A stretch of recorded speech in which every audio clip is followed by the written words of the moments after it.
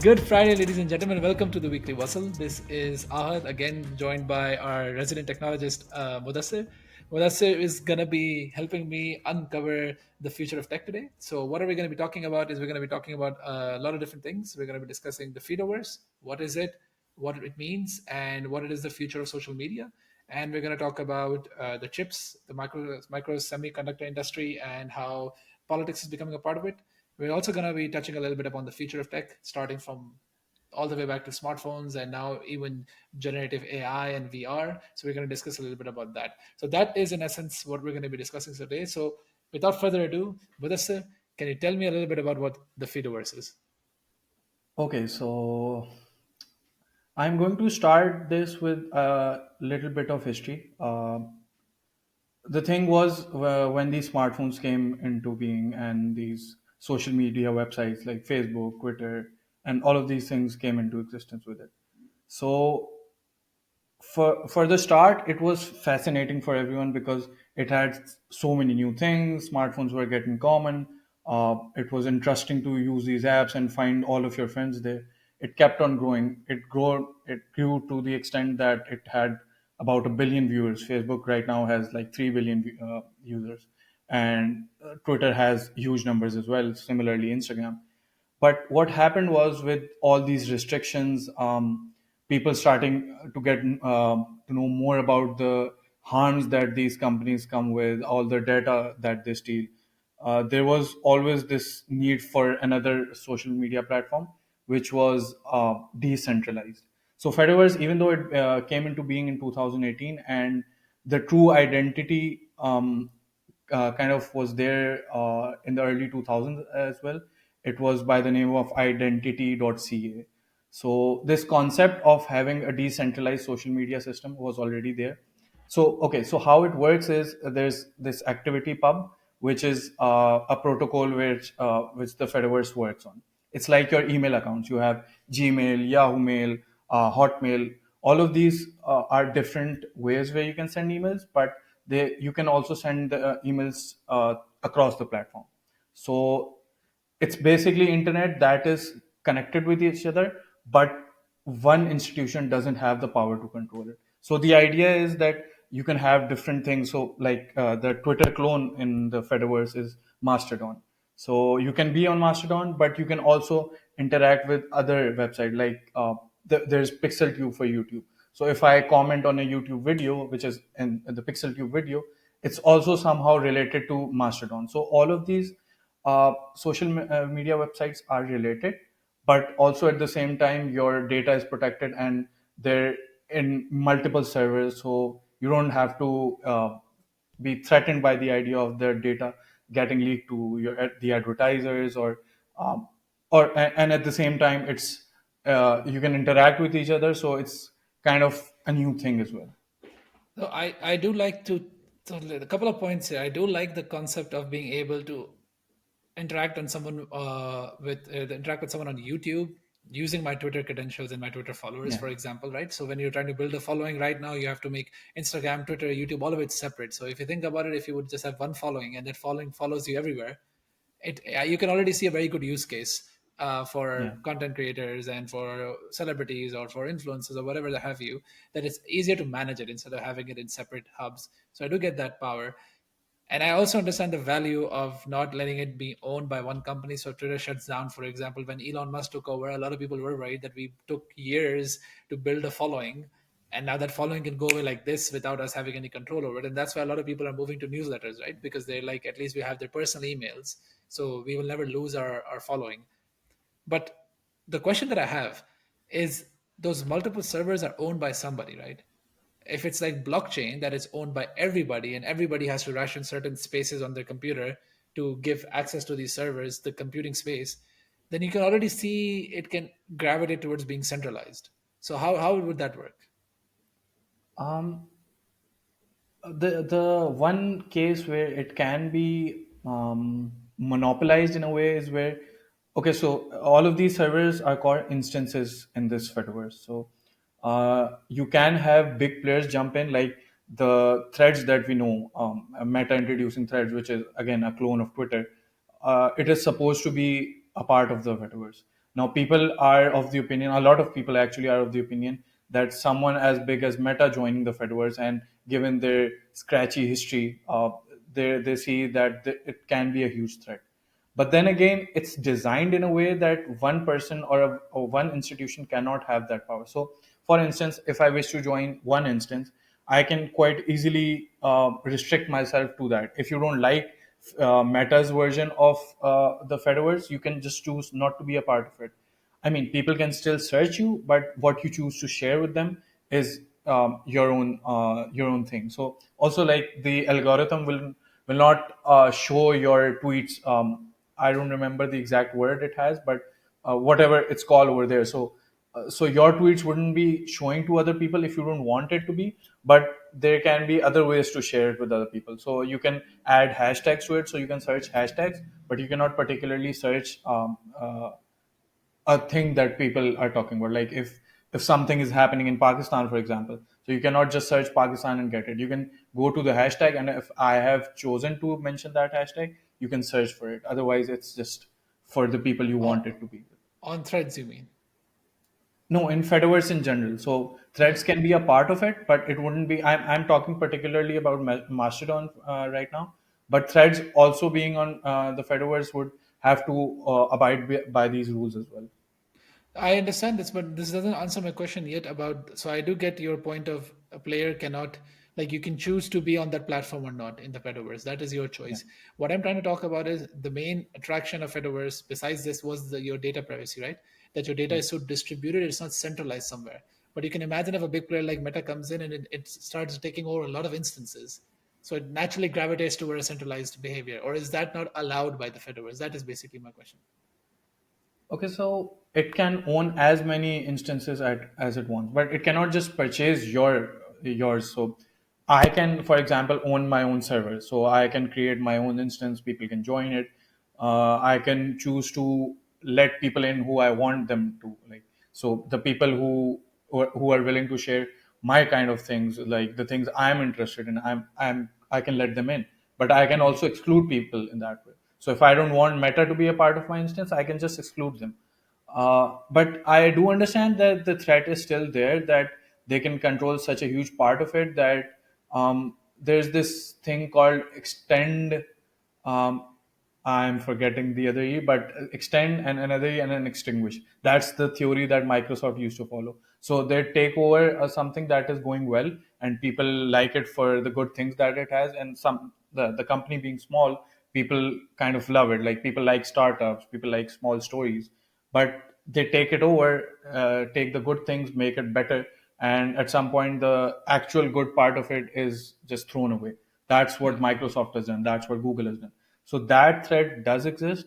That is why people are worried. But right now, as things are, it's very easy. It's very difficult to actually completely conquer it. It would require a lot of investment, a lot of approval by the people, and also given Mark Zuckerberg's reputation in front of the EU, in front of the US Congress, I think it's very hard that he'll be able to do that. The threat still exists, and he's managed to fight all the courts and proceeding, and still managed to stay relevant in a way that Facebook still exists. It still has a lot of power, but that power is still extinguishing. I understand. I understand that point of view. So it's a way for you to own. Anyone can open up a server. So this is something that's still a bit confusing to me. So everyone can own their own server, but if anyone joins your server, they're basically giving you the right to their data, right? So you technically own their data. No, you don't own their data, but you will be able to search them. So if it's like a community of friends, for example, or maybe if you can let a little more people in. So it's like a Yeah, Facebook group where you can interact with each other, yeah, and depending on the way the server is run, you can choose what to share with other people and how much yeah, exclusionary would it be. So it's up to you and the people that are in it. yeah. I understand that, but for example, in the Facebook group, Facebook owns all of our information, right? Yeah. And we're sharing it with Facebook. That's fine. Now in this group, I we are all sharing information with ourselves, with each other. That's fine. We're consenting to it. But who owns the data that we're sharing? That's my main question. That's where the data privacy thing comes in, right? That's where I would It's like to think about. I mean, yes. If the owner of that server chooses to manipulate with that data, that is still possible. I'm still Okay. not 100% sure about that because these things are still new and there's limited information on the internet. But as far as I know, these the server and the data can be manipulated. But I still feel it's still better than the other platform.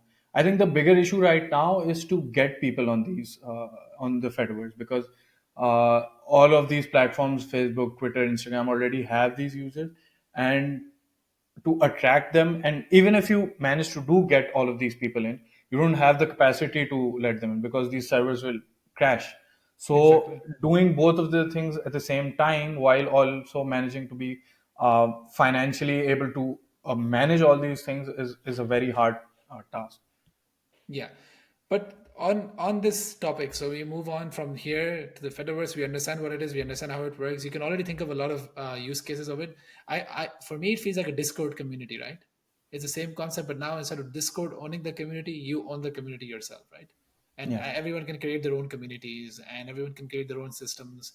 I can already see a lot of problems there. We discuss this a lot in social media as well. That you can see that people are going to make their own echo chambers, right? And they will start having the same features as what was that thing? Is with 4chan or Foursquare, which is a very famous social media network for all those mass murderers, like mass shooting people.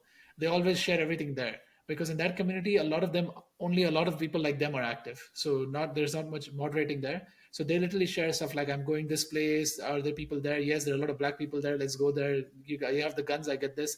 So they talk on that forum there. It's 4chan or something like that. I don't really know the name, but you can imagine this the problem there, right? That they have their own echo chamber. Everyone is like promoting each other. This New Zealand, the guy who killed, shot up a mosque in New Zealand, he was basically posting there and live streaming it.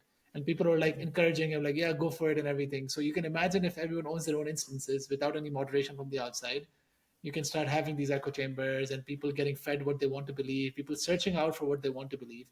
How do you think we can deal with that? Or do you think that could be a big problem? I think that certainly is a issue. Um, I think there has to be a certain degree of moderation that has to be present. Again, that's very hard to decide who gets to moderate that. That is a confusion and conundrum that even I face. Like even if it's just I don't have the power to actually moderate it, but just thinking about it, I think that is a difficult question. Even if you take this Mastodon or Fediverse out of it, just moderating is a hard task, and it's very hard to decide who does it. But I still think that these things already exist. The dark web is still there. The dark web is almost inaccessible for the state and all these powerful institutions, but it still exists. So I think that problem is there regardless of Fediverse or not. But the good things that it does have, I think it's important that we get users in it and solve these problems alongside. I don't think I have the answer right now, but I do understand where you're coming from, and I do think this problem has to be addressed. Yeah, I like your part about the dark web, and I do agree with it. But this is pertaining to our old conversation as well that we were having. It's about the scale. Not everyone has the means, resources, or the knowledge to access the dark web. But if the Fediverse is supposed to be the next social media thing, then you can imagine it is on everybody's phone and everyone has access to it. So that scalability scares me more than the actual problem because if you have 100 people trying to do something bad, that's very bad, but those are still 100 people. If you let 1 million people in who don't even know what they're doing, in absolute numbers there might be a chance that they're going to do more bad, right? Just because there are a million, there might be more than 100 people there who are malicious. Well, in those 100 people, yes, they are all malicious, but they're still just 100 people. And that a Yeah. million, the scalability just becomes a bit scary. But I do get your point that moderation is important. And for those who are interested, Mudassir actually runs our WhatsApp group, and he is the moderator there. And it's a lot of fun to see that because we actually, this is basically what we mean by moderation, right? Because for us, it's important that the group runs well. And we allow him the power to be the absolute dictator there to make decisions that he wants to make. And sometimes a lot of people are not happy with it, but I go like that. But we chose this. We chose him as our moderator, and we have to be okay with it. So I feel like moderation is an underrated and very underrated skill. And a lot of people do not like being told what to do, but everyone wants to be told what to do. But it's a problem between the heart and the mind, right? You want to believe that you're a free person, that you can make every decision, but you don't want to. That's exactly why you vote. If you wanted to make all of your decisions, then you would make decisions for your society and your neighborhood as well, but you don't. You just offload it to someone else. You're like, you know what, let them think about it.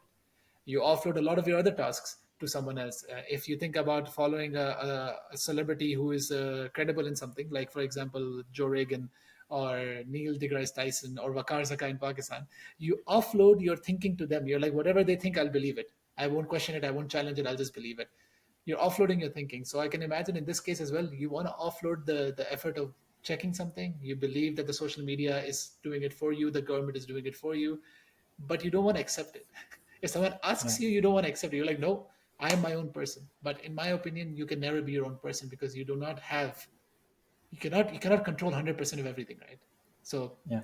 that element will always be there. But that's mostly what we wanted to talk about, the Fediverse. And we also wanted to move a little bit towards with the threat that Fediverse has to the existing social media as platforms, right? So you're saying the issue is that we are struggling to bring people in, but you already mentioned threads is on the Fediverse. But you're also seeing a general decline of social media giants in general. TikTok. I think TikTok is the only exception that is growing, but in the US, TikTok is getting banned. I think Yeah. Montana is the first state that officially banned it, and then you have Twitter going down the sink because of Elon Musk. You have Facebook generally losing its allure. So, do you think people from these regions will be slowly flocking to the Fediverse, or do you think there will be another social media giant in the making in this decade? I think, okay, so you, again, I'll take you back to the past a little bit.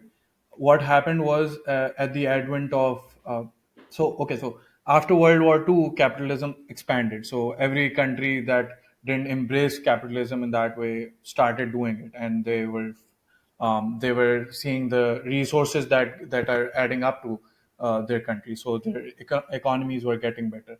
So at that point, everyone was seeing the advantages. So these byproducts like smartphones, consumer tech was again, it came alongside it, and it had a lot of new users to take on. So America, obviously being the first world country and one of the most developed country at that time, embraced it quite quickly.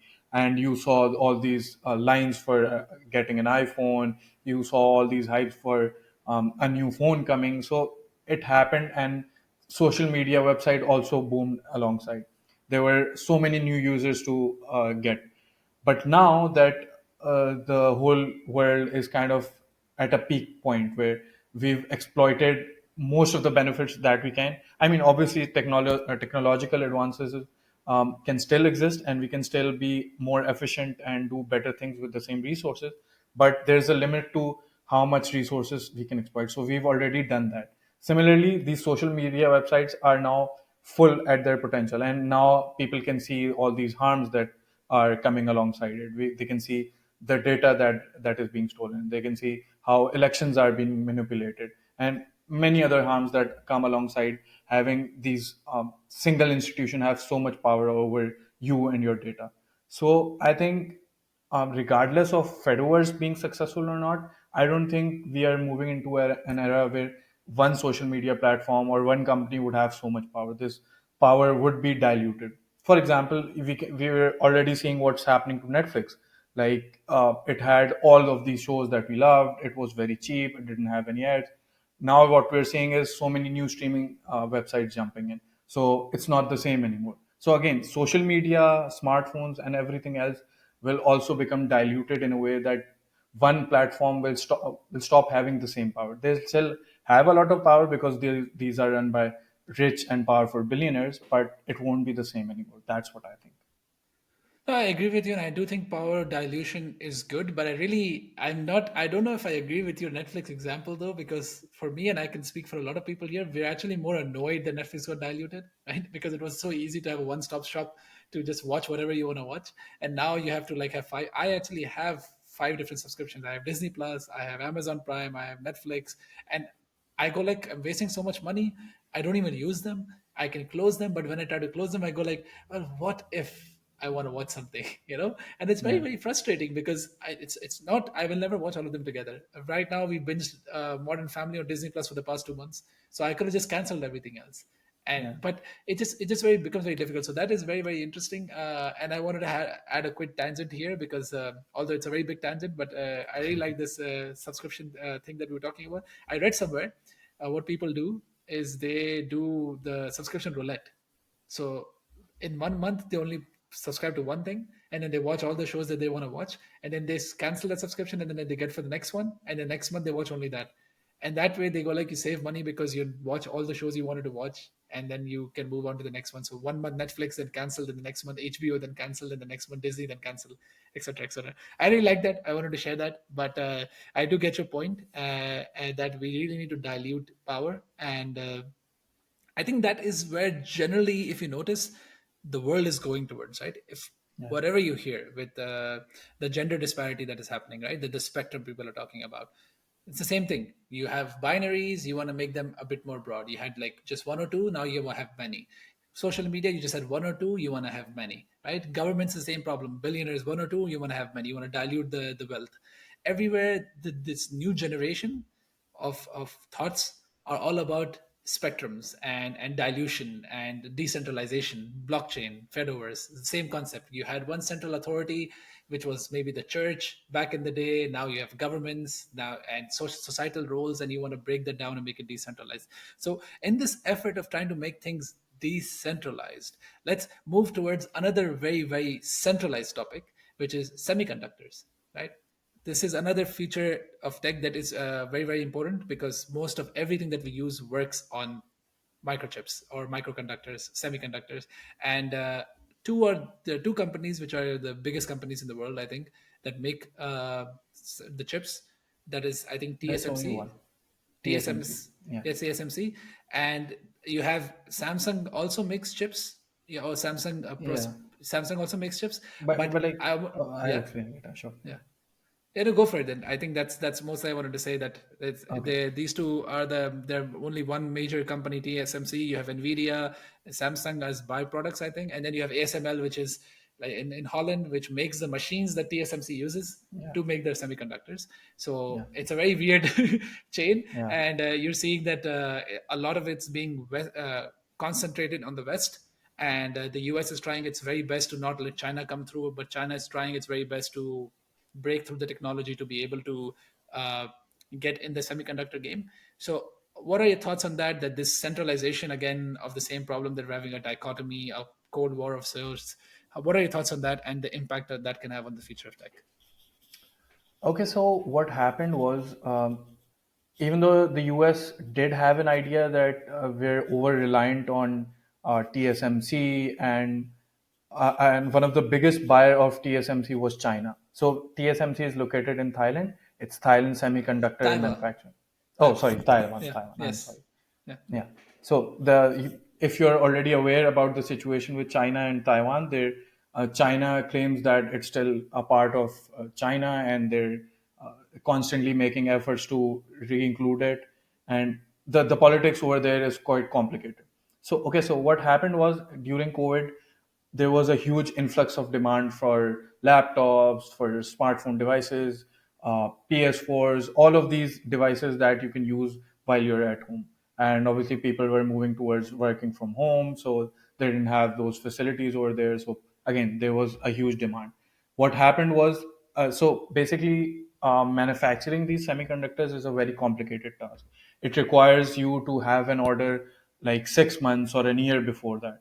Obviously, people didn't know a huge disease would be coming, and there would be such a huge influx of demand, so they weren't prepared. They couldn't supply all of these chips. So you saw the production of cars slow down, production of laptops slow down. Everything came to a halt. This is something that made the efforts to make their own chip for the US and China, uh, like take many strides forward. So they started investing billions of dollars. They started making new infrastructure for it. And again, in the broader picture, there's another thing going on that's like the Cold War 2.0, as we kind of called it, because US now. So US is a big player. We already know. Russia is kind of out of the game, even though there's still that annoying kid that still exists and does create problems in the world. But China is the player that the US is worried about.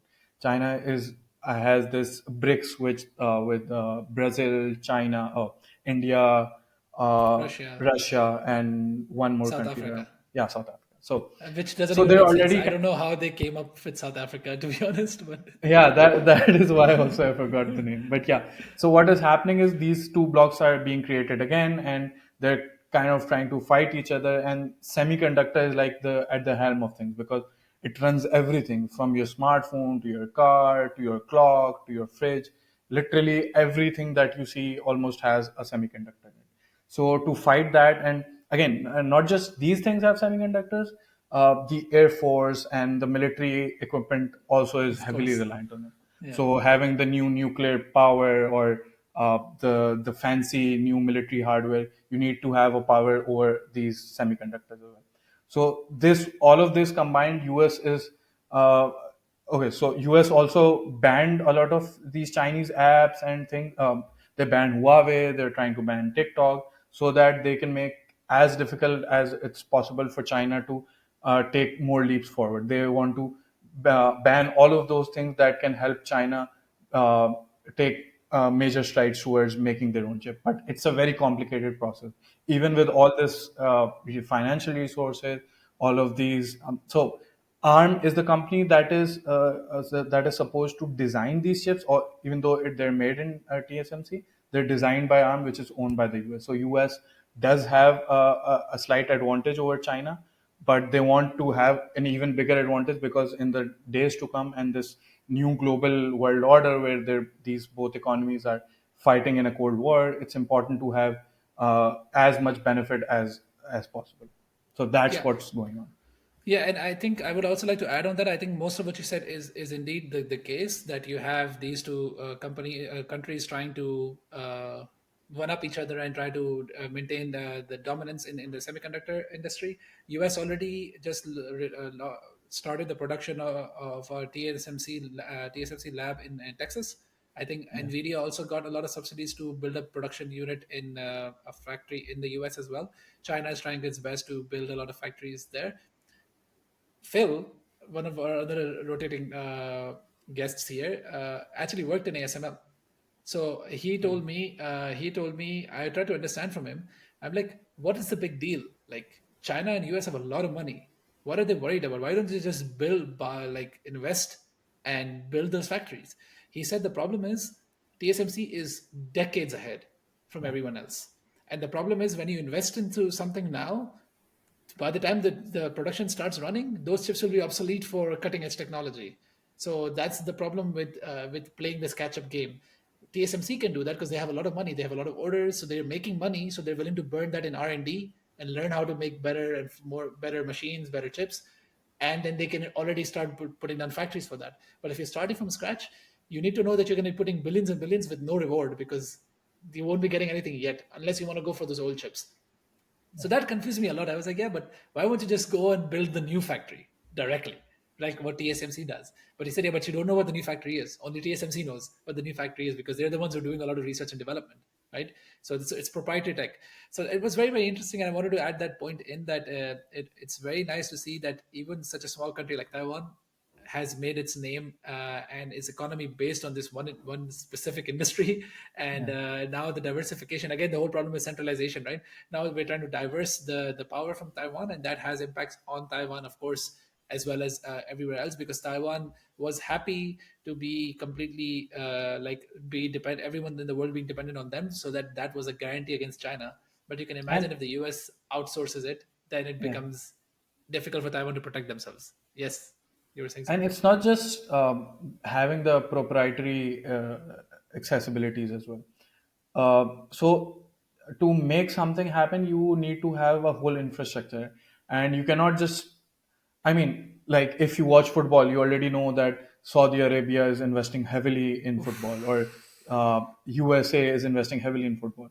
But even after so many years of having so much money, they're unable to make an environment where the good all of these good footballers come, and you can have the same level of football that you see in Premier League or maybe the Spanish league. So it's very difficult to replicate it just by money. So in Taiwan, the whole country is known for it. So The people have universities over there. So even if you're living in Pakistan or Netherlands or anywhere in the world, if you want to do something in the semiconductor, you know where to go. So there's this whole market that they've built. People study over there. They know what facilities that are required to make these attract these people and let them stay. So there's a whole market that has been built up, and that they've been doing it for decades now. Yeah, It's very exactly. hard for China or the US to do it. So that is something that requires a lot of time. Yeah, I think so as well. And I do like your analogy of US and Saudi Arabia for football, but you can already see what Saudi Arabia is trying to do, right? I think US never tried this much as Saudi Arabia is doing because they never spent that much money on young talent. But you can see I Saudi like Arabia how is you doing get it. carried away. If I bring the Netflix example, you get carried away with your subscriptions. When I bring the football example, you It's get carried away. always fun. People like people. I believe people love to hear stories, right? So if you Yeah, talk too much tech, then it becomes a bit difficult to understand. So that's why I want to talk about the Saudi Arabia example because they're yeah, doing sure, sure. this exactly correctly, right? They're Yeah, investing shitloads of money, and it's not just old people that are going there. I heard from Ahmed that 24-year-olds, 23-year-olds, 28-year-olds are going to Saudi Arabia. They're I basically think Neymar has signed a deal right now. yeah, but Neymar is again 30 plus. So I understand Yeah, a lot of people are thinking this is a retirement home, right? Exactly like the US. yeah. But they're actually trying to build infrastructure there. But as you said, what is interesting to me is that will throwing money for a decade or so bring them up to the same level as the top five leagues? If it does, then this is the proof that what China and the US can also do for the semiconductor industry, right? That is throwing money enough. I personally believe it should be enough. I don't know why, but I personally believe it should be enough because in the I end, think that's what so. you're Over doing. here, sports is a slightly different thing because it does have a lot of prestige involved as well. So, for example, a player that is doing good in the Premier League, they'll be a little reluctant to go in a league which is, at least right now, not as good. I Yeah, mean, it does have the promise to become good, but right now they would want to play in a competitive league regardless of the money it gets. yeah, So here the Maslow's hierarchy comes into play. You're already earning well in these leagues. If it was like the difference was night and day, people would just go to these leagues and just be part of the Saudi Arabia league or the US league. But the yeah, fact that they're still being played well over here, so it kind of changes things. In the semiconductor thing, it's not the same because they're being paid well in both the places, but what they're attracted to is a promise that they already have something going for it. They, I mean, just money wouldn't do for it because they want something that is right now. They cannot go there for a promise of that being good in like a decade or a so decade later. or no, yeah, indeed. No, Yeah, I agree with that point of view, and I think it's a bit difficult to understand the future of tech in that sense. There's also a slight digression on how much chips can you make, like how much processing power can you get, and I don't think we know much about that, but. Do you have any thoughts on the fact that is there a cap at the end of the day, or will just chips gonna get smaller and smaller and smaller and faster and faster and faster till what, like they're on your arm or something like that, I or think they're nano sized? I think we've already reached like 2 nanometers of the chip is like 2 nanometers small. I do know that there some technological advancements happening that they can stretch it further, but that's something so complicated. Like I fail to understand what that is. But yeah, it's like it's smaller than a lot smaller than a hair. Yeah, It's exactly. two Like nanometers. Yeah, there's no more space to put stuff. So what yeah, will this edge of why I'm talking about this is because the edge of TSMC is that it's ahead, right? yeah. In new technology. But what if there's a cap on technology? Then there will be a time that the US and China can catch up when TSMC realizes that okay, this is the max we can go, and there's nothing else now we can do. All we can do is just now focus on minting as much as we can. Same as a good example of this would be like the oil industry, right? The fossil fuel, what the US tries, what Saudi Arabia is trying to do, and what Norway did really, really well. You had oil, but it is a finite resource. So countries like Saudi Arabia realize this a bit later. They realize it now that okay, it's finite. We need to now diversify. But countries like Norway knew this in the 1970s, in the 1980s, and they have now completely shifted their reliance from oil, fossil fuel to $1 trillion fund for their people and new technologies. So when there's a cap at the end of the day, that navigates how you're going to deal with the situation. And that's the reason I want to talk about this a little bit. That because if TSMC knows that this is going to be the case, and if China and US also know that this is going to be the case, that they don't need to worry about taking it slow, like just investing for a promise of a future, because that future will come and it will be the same as TSMC. It will not be something different because there is a cap at the end of the day. But we Yeah. don't know if there's going to be a cap at the end of the day. That's the biggest problem with technology. It can be anything else. On the topic of future of tech again, we move on to our final topic, and something that is more commercial, because we talked a little bit about too much technical details on the Fediverse. We talked a lot about the China semiconductor issues, but now I want to talk about something which is a bit more close to my heart. It's basically consumer tech, right? And here, what's interesting to me is we started with the smartphones that revolutionized the world, and now Apple just came out with the most weirdest VR goggles I've ever seen, and very, very, very, very highly priced. And then you also have AI coming in, which is giving you the promise of doing everything for you. What are your Yeah. thoughts on this new age that we're living in, and where do you think it's going? I think this is a very fascinating time to be living, and especially for a person like me who was born in the 90s. So I've seen, I think you've seen it as well, that we saw a phase where phones weren't as common. Then phones became common, and then smartphones came. So we've seen all of this shift happen in front of our eyes. But right now, what is happening is we're moving to a stage where we don't know if the new technology, which is currently being presumed to be VR, is going to be as good or as big as smartphones. They're trying to make it an essential product for us, but it's not there yet. Meta has been trying to do it for years. Now Apple has jumped in, Samsung is there, Google is trying to jump in, but it's still not there yet. So a lot of companies are trying, but these companies as well as the consumers also realize that we're kind of at a tipping point.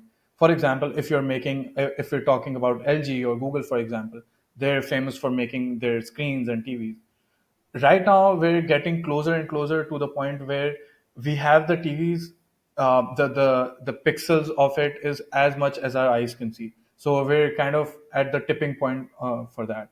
Similarly, with smartphones and all of these other technologies, we're getting to the point where the consumers don't know what they want, and as well as the companies are trying to figure out ways where these things become essential. So they'll be bringing out folding phones, they'll be bringing out smartwatches, and even smartwatches are common now. So they're trying to find a way to make smartwatches in a way that they kind of replace your phone. So they're trying to combine these together, but they're still not sure what to do with the future and what is there for them. Yeah, I think I also read something about Bill Gates saying that the future of phones is probably an electronic tattoo on your arm that you can link. And you also have Elon Musk with the whole Neuralink going on, right? So they're saying Yeah, that, okay, the idea is that the computer will not be now outside of you, it's going to be inside of you. And there was a TED talk as well of a person who, and this is already a working prototype, because there was a TED talk and the guy was using it. This technology was a phone in your mind or a phone in your hand. So it was on your chest, and it would beam a light on your hand, and that would become your phone screen. And then you would yeah, talk, and you would talk, and then the phone will understand, okay, call my wife, and then you're hearing her in your ear. You're talking to her without anything else, because the way it's linked, I have no idea how it works. The TED talk, it was interesting. I will try to link it to the description here. But you're going to a place where you don't even need something external to tell you what to do. Like, that will become augmented into your body. yeah. The question is, do we need it? I think a lot of these things are far fetched. Also, when you mention these technologies being inside of us or the chips being inside of us, that kind of brings back the trauma of all of these controversial, like these theories coming along during the COVID times that they're inserting a chip inside us, and Yeah. us, our generation and the generation after us, kind of going back and forth and trying to tell people that that is not possible, right? To insert a whole ass chip in your system just by Well, an injection. But but yeah, well, 2 nanometers is less than a hair, right? So if you think about it, I'm not being conspiracious here, but if you think about it, that's very light. So, but no, I I don't think understand you that. can survive for much longer if you have a chip inside of you. But yeah, But you're right. I mean, yeah, these things are fascinating, but I also think that it's kind of far fetched to think all of this would happen. I do know for a fact that, like you talked about AI as well, that is something that we're already seeing, and it is changing how we interact with things. For example, one thing that is like one of the biggest thing that can change, and that is kind of changing, is you don't need Google to search for things. Now you can just go to Chat GPT and skip that part, and you can skip the part where you get ads and you get information that can be biased. You can go to Chat GPT and it would not just give you the solution; it would like write a whole as essay for you or entire codes for you. So this is also very interesting, and not just Google. People are actually going for TikTok to search for things. So people are like, if I need to, for example, fix my watch, I wouldn't go to Google to find the solution. I would go to TikTok and see a 10-second video to fix it, rather than going to YouTube and seeing a long ass video where they'll start with a long introduction and then go to it. And Google has its own problem. So the attractiveness on of general search engine is also decreasing. So the internet is changing right in front of us as we know it. Yeah, and I think that's a very good point about AI and the impact it will have on our lives. So I'm pretty deep into it in terms of understanding how things work, and I feel like here the tension is not, for me personally, is not really about AI replacing something. I feel like it's going to be a very additional tool, like a phone, like a watch, that you can have in your one. As you said, I use it in my day to day. Today I was making some analysis in Excel, and I was like, okay, I want to do this one thing. What is the formula for it? And I just opened ChatGPT and I was like, hey, I want to do this. Can you make me a formula? And it immediately made me a search formula within the seconds. And I just copied it, put it in my Excel, and it worked. Same with Python coding, whatever you want. It can be a good co-pilot, right? Good machine to help you do stuff faster, like a phone helps you do stuff faster than writing down with your pen, you're typing, for example. So those things are already, I think, good use cases, as you said, of things that are working, but they're not really, I don't really look at them as mind blowing in the sense that we're going into unventured territory. Chatbots were always there, and even search engines were trying to guess what you're going to be doing next, right? And what AI has been already doing, what the algorithm is in social media, that's basically AI, right? It's trying to predict what you like, it's trying to prioritize what you like. Now it can create what you like. That's a very good way. I heard in a podcast someone explain it, that AI was always there, but it helped prioritize what you like. Search engine, you would search something and AI would find, according to its algorithm, what is the best search for you. In Facebook, Twitter, everywhere, it will try to find the best post for you. And now what it Yeah, can do, it can not just find the thing for you, it can also make the thing for you. So now it's yeah, like you can write it and it can make it for you. And that's the biggest difference that I like to explain to people in very simple terms. I think that's a very good way of saying it. And on the topic of, I think you mentioned about TikTok. So there's another digression because I really like that story. In yeah, TikTok, I recently did it as well. I You told me this before, that TikTok is being used as a search engine. I couldn't believe it. I was like, that's so stupid. I don't understand yeah, it. But recently, with the little one, we want to go on a trip. We want to see how much stamina we have and how much stamina she has, so that we can go. And I don't want to go by flights because I think it's putting her through too much ordeal for a small flight. So we want to drive. So now driving makes our options a bit limited because we can't drive too far.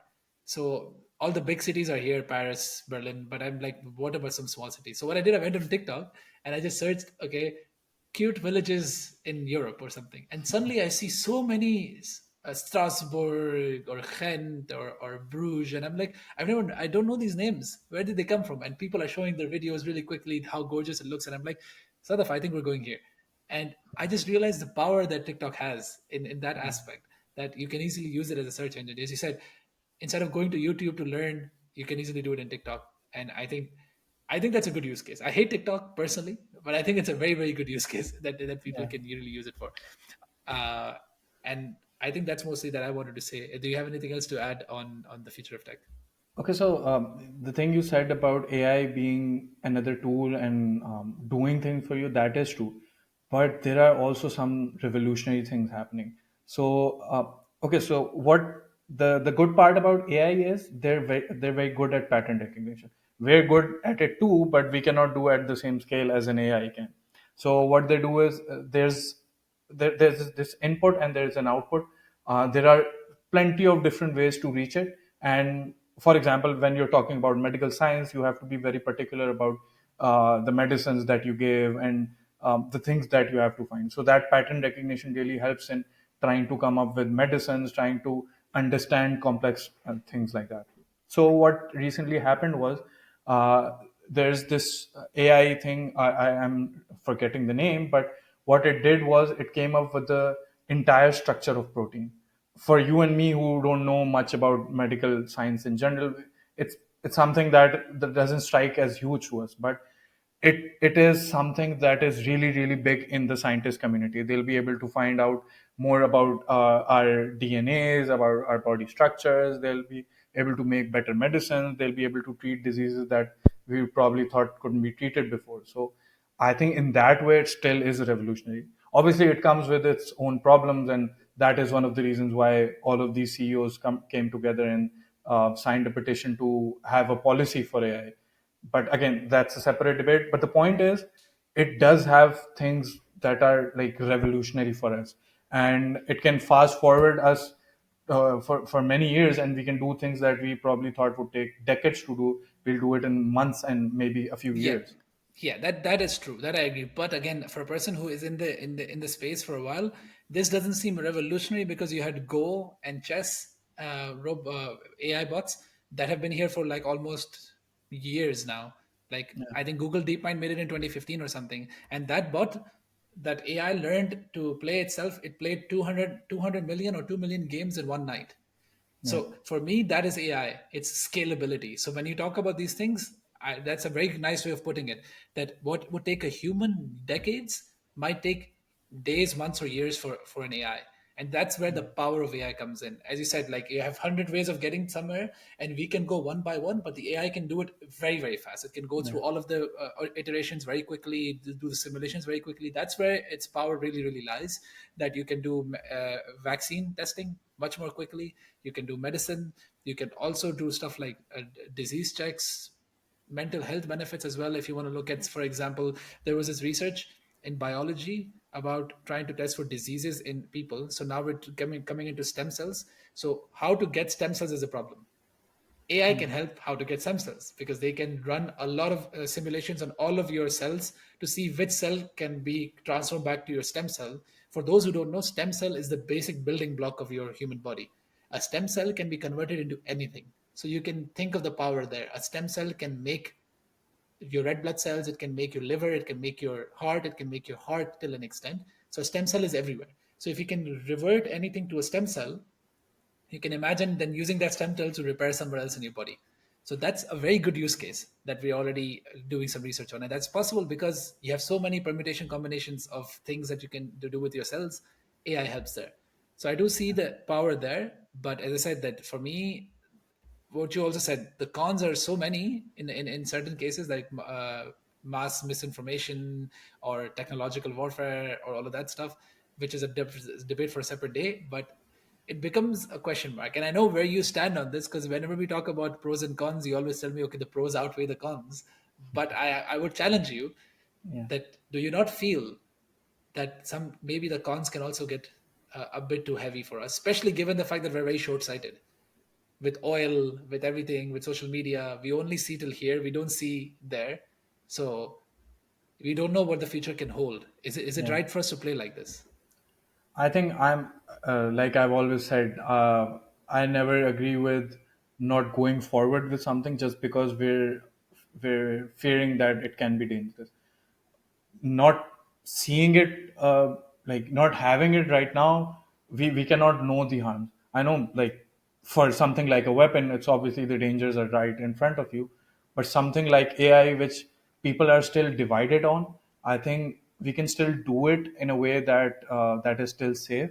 The problems are already showing up. Like I don't know if you've heard the story or not. This Google employee who was working on Lambda, that is an AI bot.